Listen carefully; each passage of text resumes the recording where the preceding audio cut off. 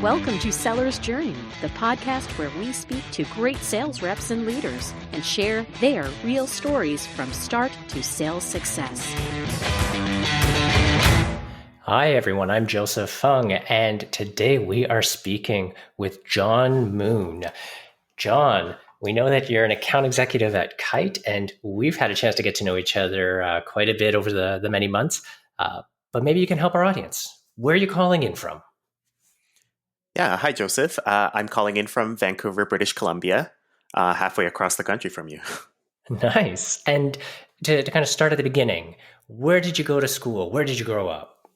Sure. Yeah. So I grew up mostly in Vancouver. I come from an immigrant family, so my mother first moved to Toronto, but we spent most of our time here. And I went to the University of British Columbia and then went to law school in Minnesota. So law school, you started off studying law. I'm curious, why the University of Minnesota? It's not exactly next door to UBC. Yep, that's true. To be honest, I applied to a number of different schools. I didn't even know where Minnesota was, to be honest, when I applied. But they were the best school, best rated. They gave me some scholarship options, so it made it very palatable for me.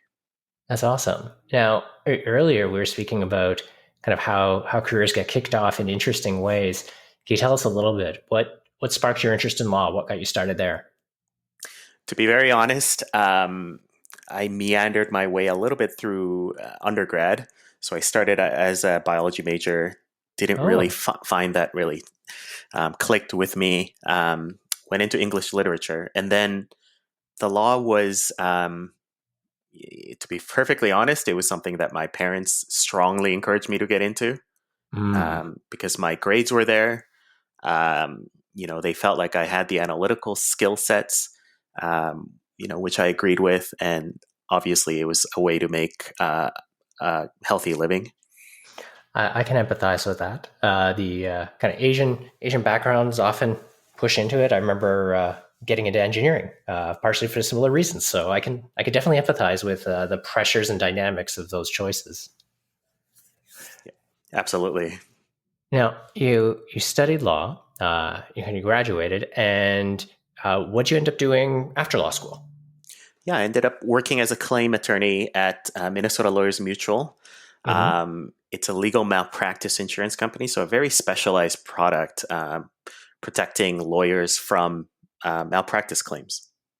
Interesting. And what does a claims attorney do?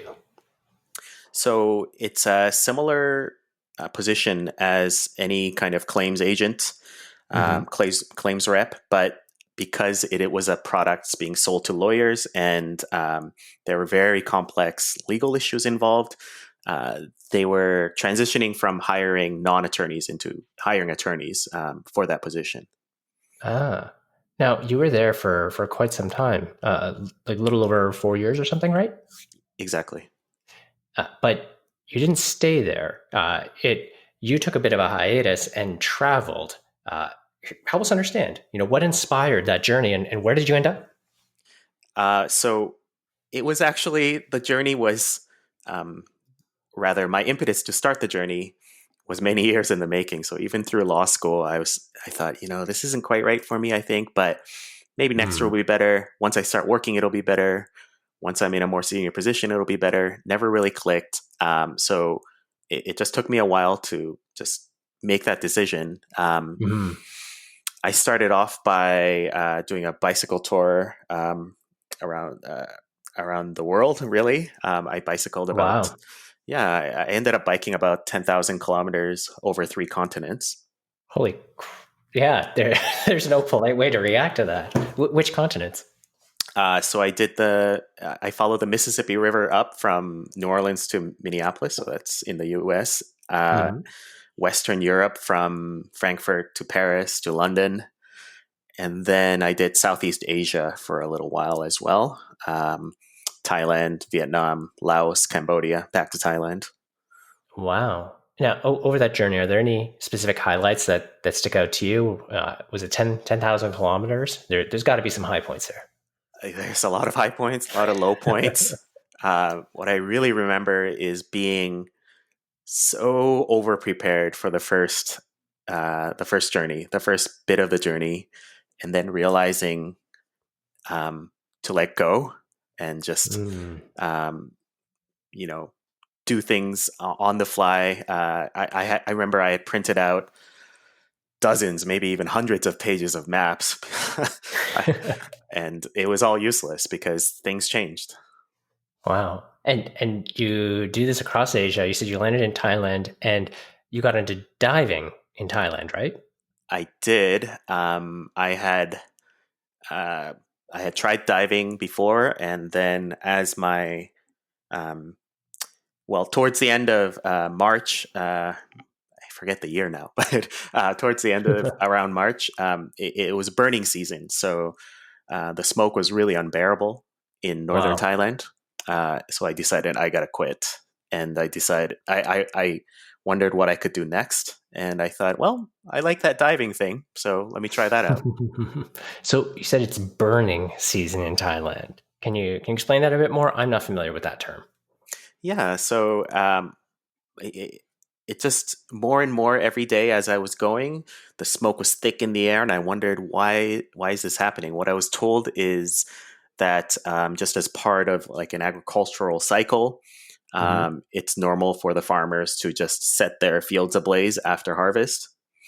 Wow. And this was the time of year they would do it because it was dry season, I guess. So it wouldn't be interrupted by the rains.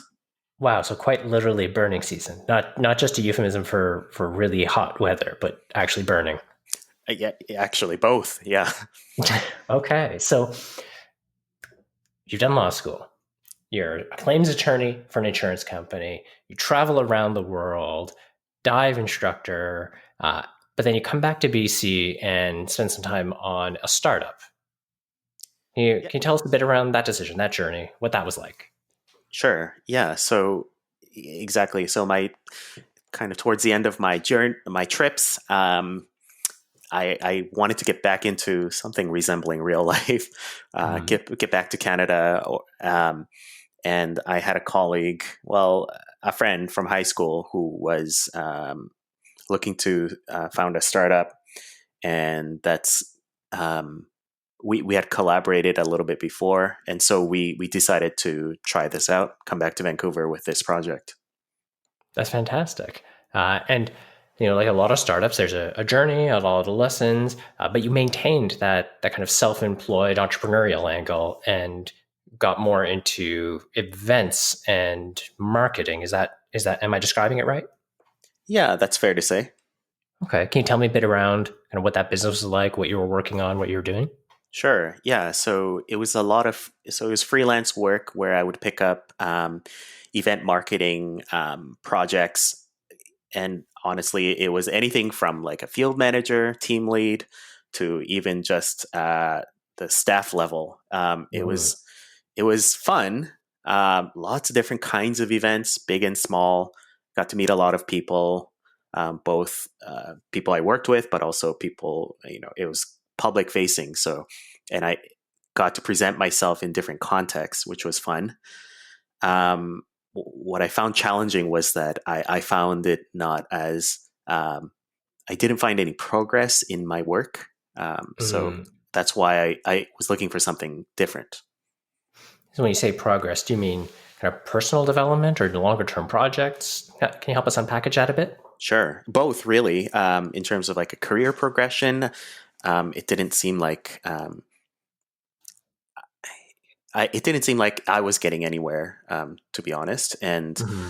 um, either I had to jump into an agency role and become an account manager in that context, Mm-hmm. which I felt not quite prepared to do because of my background, um, or try something completely different.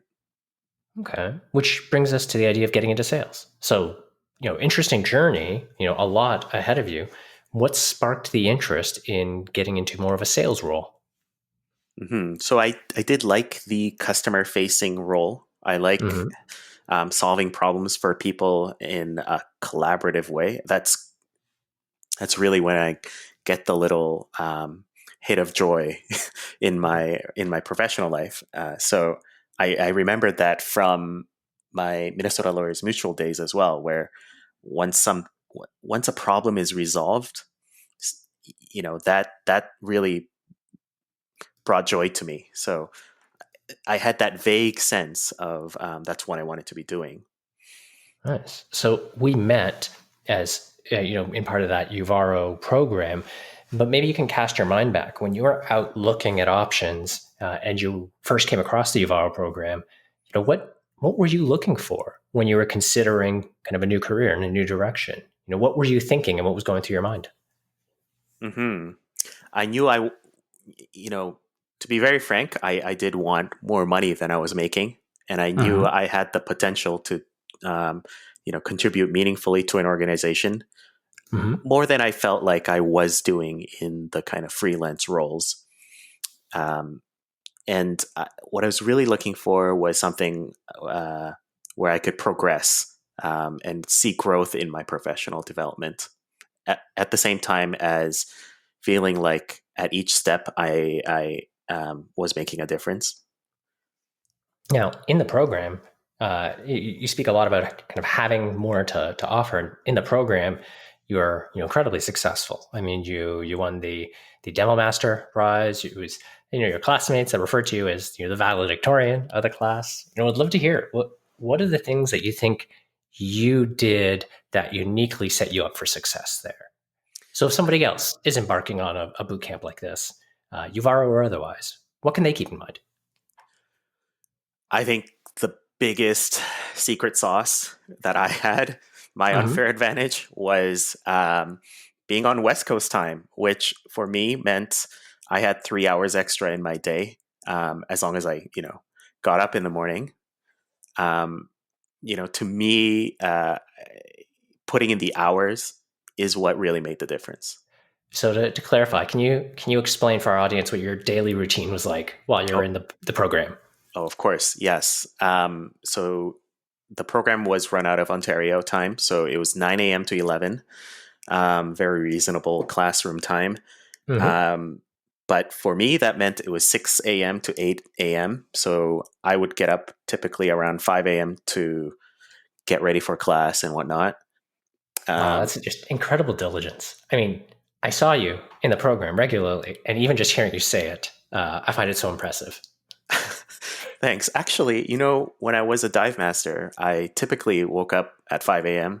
and I would work 28, 30 days a month. So I think to me, it just, if if a program spoke to me, or, if it was something that I enjoyed doing, then I didn't mind putting in the hours.